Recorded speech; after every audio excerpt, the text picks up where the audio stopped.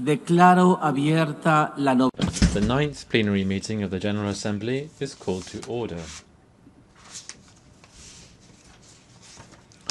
The Assembly will hear an address now by His Excellency Mohammed al Menfi, President of the Presidential Council of the State of Libya. I request protocol to escort His Excellency and invite him to address the Assembly.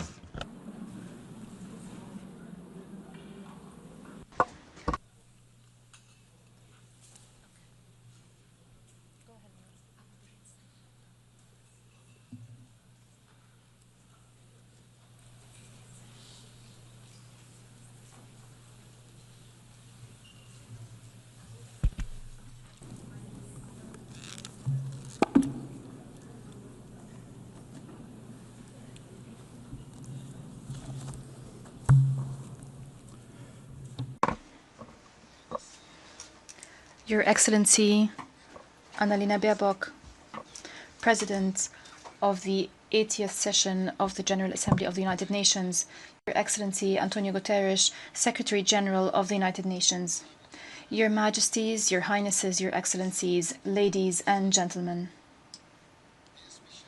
On behalf of the Libyan people, I congratulate you on the 80th anniversary of the establishment of the United Nations. It remains one of the greatest pillars of the international order, one of the beacons of multilateralism over the history of humanity.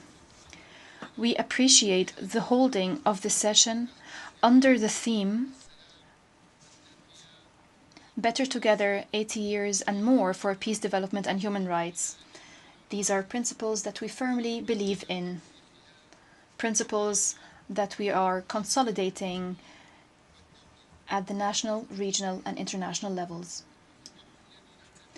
As we celebrate this global anniversary, we're also celebrating the 70th anniversary of Libya joining the United Nations. It was the culmination of the struggle of the Libyan people when Libyans raised their voices in this hall, demanding freedom and independence following decades of colonization.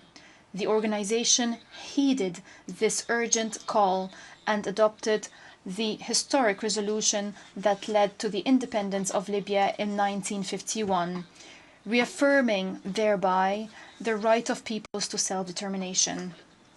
Ladies and gentlemen, I stand before you today representing the will of a people that is still holding on to hope, still believing in its ability to build a stable and prosperous future. Libya is not a zone for fighting. It's not an arena to settle scores or a place to which crises can be exported. It is a nation rich in natural resources, a cohesive society, with young people that have tremendous potential. They are the backbone to build a modern state. Since the very beginning, Libya's relationship with the United Nations has been based on partnership and mutual respect. And today, at this critical juncture, we look to the United Nations to play an effective and complementary role as it supports us to overcome this crisis towards stability and democracy. Despite the challenges, despite the threats, our people firmly believes that its experience, its society, the diverse society, its noble history will allow it to stay strong and overcome any crisis. But let me be honest with you. In Libya, multiple models and traditional mechanisms have been exhausted. They have not matched the complexity of the social and political situation. They've adversely affected the trust of Libyans in the proposed solutions. We all now bear a collective responsibility to reconsider these methods and to avoid temporary solutions and narrow understandings that only perpetuated the crisis. We firmly believe that any solution that does not restore the national ownership of the political track, any solution that is not derived from the free will of the Libyan people would be destined to fail, as we've seen in the past. In this context, we present to you a clear political vision based on 4 pillars. First, fully restoring national sovereignty and rejecting all forms of foreign interference, no matter what form it might take and no matter the justifications. Second, reaching an inclusive national consensus. To achieve an inclusive national consensus, I call for holding a sincere and comprehensive dialogue held in Libya with the participation of all stakeholders without exclusion. Third, uniting the sovereign institutions, most notably security, defense, and financial institutions, according to professional mechanisms without polarization and without setting quotas. Fourth, ending the transitional period through a clear constitutional basis, through free and fair elections, allowing Libyans to freely choose who would rule them without tutelage, without an imposition from external actors. Ladies and gentlemen, as we fulfill our political responsibility, and despite the challenges, we were able to maintain the highest level of stability. We were able to prevent a relapse into violence. We stress that the blood of the Libyan people is a red line. The territorial integrity, sovereignty, and social cohesion of Libya are non-negotiable. We have been observing the ceasefire agreement concluded in October 2020, and we've established the Committee on Security Arrangements in the capital, Tripoli. Under my direct supervision, this contributed to enhancing stability, rendering this current phase one of the calmest we've seen in years. Ladies and gentlemen, the Libyan economy, despite the challenges, can significantly contribute to the development of the country.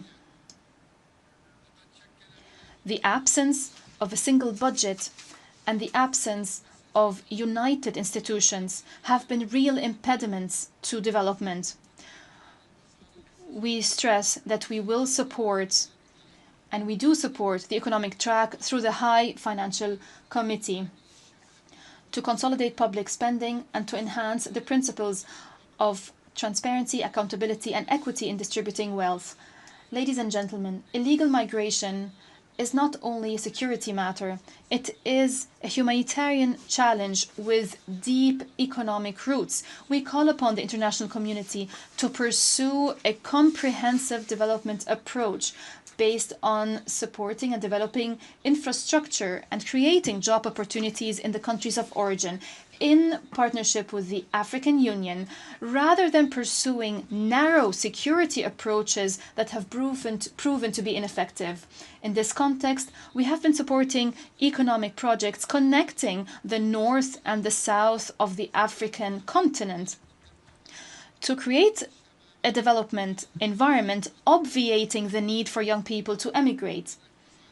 Projects that restore demographic and economic balance in the African continent. Ladies and gentlemen, our firm position towards the question of Palestine is based on humanitarian principles and based on our commitments towards the Arab and Muslim world. Against this background, we condemn in the strongest terms the countries that are still hiding behind immoral neutrality towards the genocide and flagrant violations of international law to which the Palestinian people are being subjected, especially in Gaza.